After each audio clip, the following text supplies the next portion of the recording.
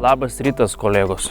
Šiandien darom aptikrinimą, kaip mūsų šitie poliai išsilaikė. Jau jaučiu, kad biški sukietėjo. Dabar biški pašlapinsiu ir uždėsiu skudrais, kad iš tiesų išlaikytume drėgmę, kad mane sutrukinėtų. Ir šiandien mėginsim užsibaigti šitos kampus. Plius radau daugiau cemento, tai gal biški padarysiu, kad ir šitie susiryštų. Arba riebesnius kampus padarysiu. Tai tokie bus šiandienos darbai.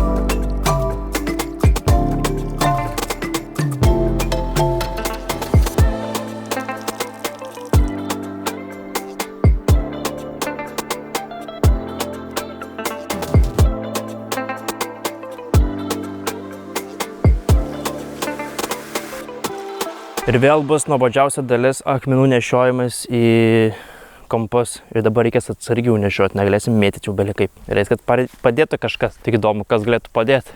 Kažką pasikvietus gal. Jeigu stovas būtų, irgi būtų labai gerai šone.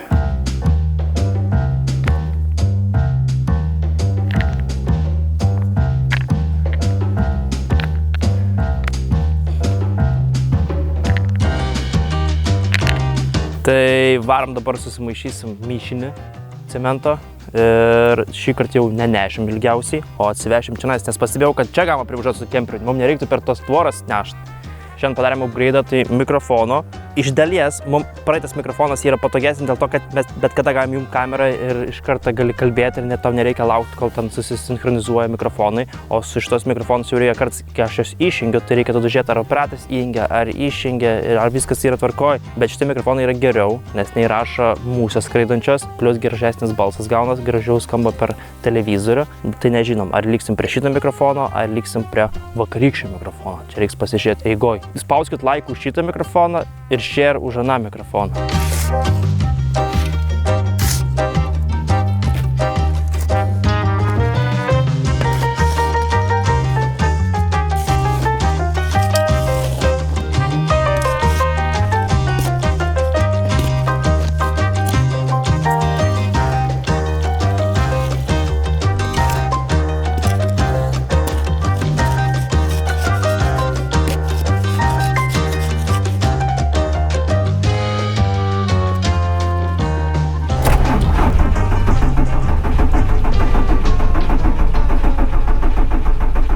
Gerai kūras. Čia dėl to nesikūrė, nes saulė užkaitinam ir visą kūro sistemą išsiplėtė ar kažkas panašaus, gavo oro ir bakan žodžiu grįžo visus kūras, dėl to reikėjo ilgiau pasikurti. Kai šaltos iškart griebė.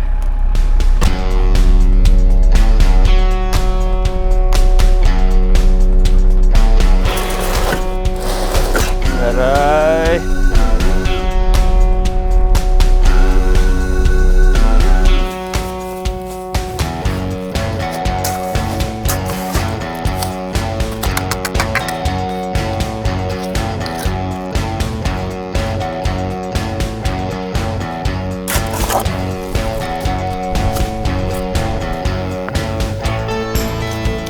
Geriausiu atveju bus mano namai, blogiausiu atveju bus pelių ir žalčių namai. Nes anksčiau čia, kai mes turėjom būstinę, tai būdavo, kad ateidavo žalčiai. Gal miegot, gal veistis, nesizduoju. Bet nepamenu, ar rūdinę radau aš jį ant savo žygulio tokios sėdydės buvom. Iš pradžių galvojau, kad diržus ir su ranka bandžiau pakelt, po to sujudėjau, eik tu nu. Tada sudeginam būstinę. Nu, tipo, ne žalčių sudeginam pačią būstinę, kad daug ten negyventum žalčiai. Bet jeigu buvo žalčiukų dar kokių, gal biški ir supleškėja.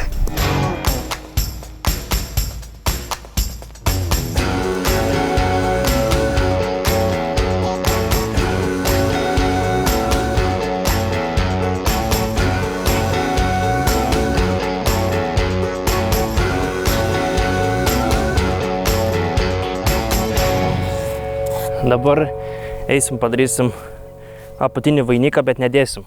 Žinau, kad jau vadinau jau jį ir karkasu ir viskas. Tiesiog vainiką ir karkasą vadinau, daugiau nevadinau kitokiais žodžiais. Tai vadinkim dabar apatinį vainiką, nes vėliau reiks vadinti ir viršutinį vainiką. Bet to man mačiau rašė komentaras, neprimerk savo akių skerytų kūrų. Tai dabar viskas nebebūsi primerkęs, nes iš tikrųjų iš to komentarą žvengiau. Ir žinau, kad žmonės tie, kurie jau ten betonuoja daug metų ir sakys, Vaidai, bet taugi reikėjo polius įkast, kad jie būtų poliai, nes dabar gaunas akmenis ant krūvos, bet jie subetonuoti tiesiog. Žinau, reikėjo įkasti, jeigu norėtum padaryti taip, kad būtų jie įkasti. Pas mane kitaip biški mąstymas veikia. Padariau tam, kad galėčiau namą bet kada nukelt, jeigu reiks jau kažkada pašalinti per, nežinau, daug tūkstančius metų. Plius pas mane čia vien takmenis, čia negaliu pakast toliau negu lopetą, tai kiek galėjau čia iškasiau, tai to man ir užtenka. Ir namas mūsų, kadangi bus žemas, nebus jis aukštas, tai vis tiek jis neturės kur judėti, tai nieks čia neišsivers. O kai statysim, reiks tiesiog atsargiai statyti, kad neišsivaikščių. Tas pats, kas anksčiau darydavo namus ar pirtelės, nebūdavo šis pamatų, tiesiog paimdavo akmenis didžiulis, ant kampų sudėdavo akmenis ir jie tiesiog stovėdavo kiek reikia. Aišku, ten gali namas pakryvėti per laiką nuo pašalo, bet tai tik tai duos dar tokio šarmo ir grožio pačiam namukui turbūt. Prieš vainiką darymą jau čia einu papasakosiu truputį mūsų būstinės istorijas. Galbūt jau esat girdėjai, bet iš mano pasakoju per kokius podcastus, nežinau. Tai čia buvo mūsų pagrindinė būstinė. Medis buvo, man atrodo, prieki būstinės. Šitoje vietoje pas mus stovėdavo.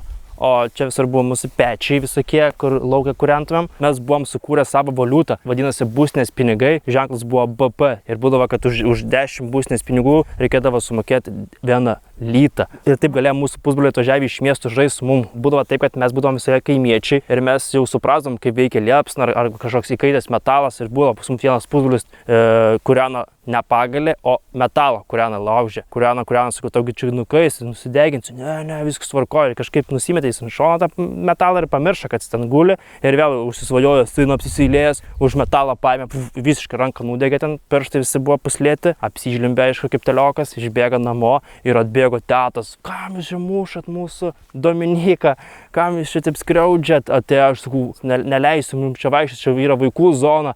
Ir vis tiek eidavo, ir sako Rytis, o Rytis buvo mūsų karalis. Būstinės buvo karalis ir sako, Vaidai, mes turime statyti gynybinį fortą. Ir čia anksčiau, kai mano tėvui dar nepritrūko malko, būdavo tokie didžiuliai medžiai, įsikaberiojo tokie didžiuliai. Ir mes jame pasidarėm fortą didžiulį, 1,5 metrų aukščio, kad galėčiau iš toli stebėti. Ir galvojom, okei.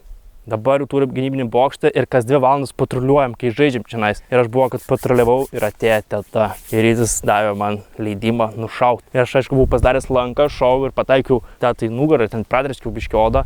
Ir jinai, negalima, pasakysi viską tavo mamai. Pasakė mamai, mama sako, nereik ten eit pas to žulikas. Ir viskas tada gavas, kad nieks daugiau gyvenime čia nebėja. Pamatė, kokie mes esam. Anoj pusėje miško buvom padarę kalėjimą, tiksliau padarė brolis Mantas, kuris filmuoja ir jis sako, darom kalėjimą tam, jeigu kažkas nesąmonės darys šiandien, kad galėtume bausmę padaryti ir galėtų tas žmogus tada sėsti tą kalėjimą. Ir jis pats buvo šitą dalyką sugalvojo, sakom, gerai, tvirtinam projektą, Rytis davė pinigų, 200 PM, atrodo, būstinės pinigų, kas atliks tą dalyką, tai man sako, gerai, aš padarysiu. Ir tada sukalė šitą kalėjimą ir aš buvau sukalęs gražiai tvorą aplink mūsų visą šitą būstinę. Ir man ekšudo išvertė tą tvorą kažkas tokia. Plius buvom pasidarę obuolių kompotą, kuris užrūga ir mums tapo kaip alkoholis ir visai gerdamės jį. Man jį visą išgėrė ir sakom, nesąmonė, tu čia chuliganas, dabar turėsi į kalėjimą sėsti. Ir jis sako, bet Mantas pats sukūrė tą kalėjimą. Tada vyko mūsų balsavimas ant tarp pusbrolių ir nubalsavom, kad Mantas turi 2 valandas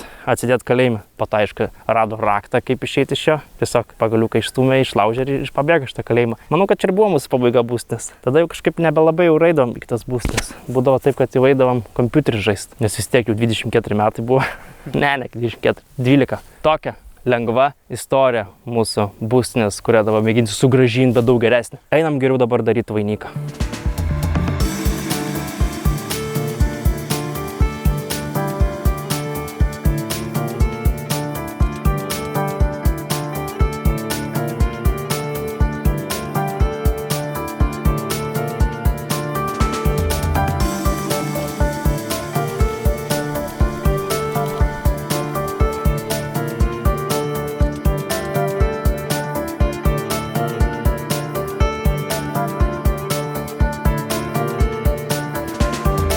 Truputį esu nusivylęs šito pjūklo. Čia ne aš pirkau, čia tėvas pirko kažką, gal rado kokią akcijų. Kad ir padarai kampo gražų, vis tiek jisai pjauna taip kreivai. Arba gal per smarkiai spaudžia ar kažkas, nors ir lėtai pjaunu su juo, vis tiek. Gal buvo užmintas, nežinau. Bet tai čia viskas gerai, nenusiminam. Finale turėtų vis tiek būti viskas okei.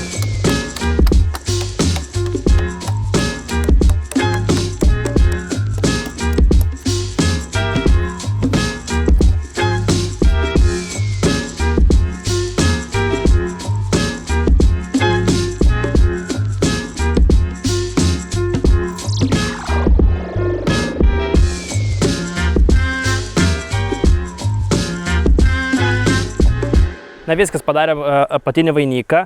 Dabar mes jų čia vietą nesusuksim, o tiesiog nusinešim prie mūsų būstinės. Bet prieš tai nudeginsiu visą medį, kad bent jau apatinis visas vainikas būtų visiškai juodas ir taip mes išsaugosim medį nuo drėgmės. Galimai padarysim visą, jeigu pamatysim. Kodėl taip lėtai? Visas procesas vyksta. Dabar yra rugpjūčio 18 diena ir yra 31 karščio namuose, tiksliau lauke.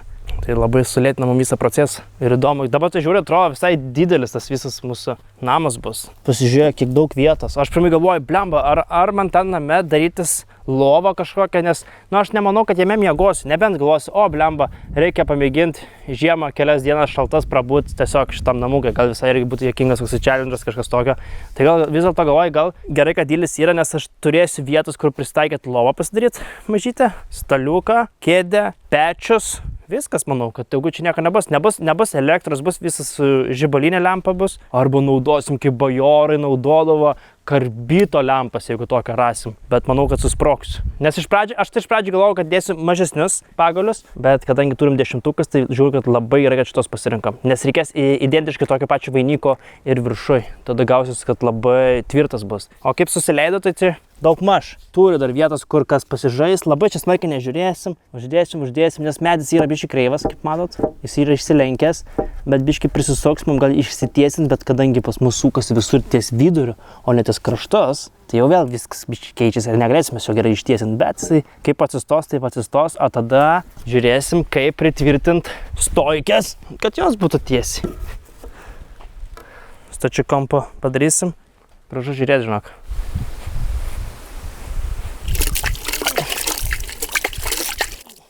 Čia pilu, kad tiesiog nepradėtų per greit džiūt, nes jau per greit džiūsta. Čia moku tuos žmonės, kurie nežino ir galbūt galvoja, dėl ko pilu, aišku. Nes po to, kai išdžiūna, jis tampa toks labai biurus, jeigu per greit išdžiūna. Dėl to jam reikia 24 valandų, kokių 24-48 valandų, kad pilnai sukietėtų, o vanduo neleidžia išdžiūti. Jis tiesiog nori, kad sustingtų, kaip priklauso. Galima visus daiktus dabar, žinok, vežtis namo.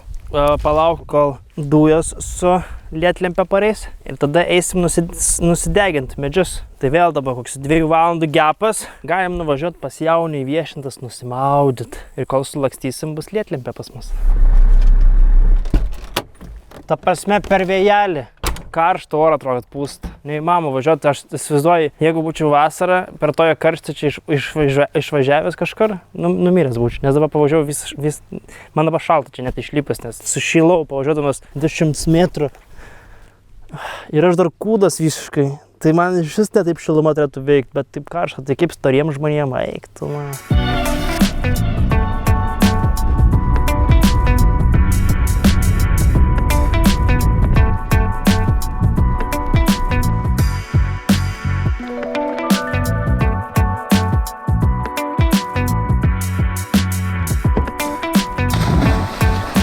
Paim man maštas raktas iš kišenės, jis patros išlak. Jam šok, jeigu nebūsi pydaras. 1, 2, 3. 1, 2, 3. Amerikai bus tai 1, 2, 3. Gavom lietlempę. Žiūrėsim, kaip čia gausis. Biški šlangą per trumpą, bet pasinešiosim. Nėra čia lietlempė. Čia tik degalas. Labai ilgas procesas gaunas. Parduotuviai įtikino, sako, oi, jung šito. Čia labai geras, sako, pus kaip mat, sako, būtent va medžiai degin. Padavė grinai, kur stogam tiesiog rubiroidai užkaitin. Tai esu labai nusivylęs, nes 3-5 eurai kainavo šitas daiktas.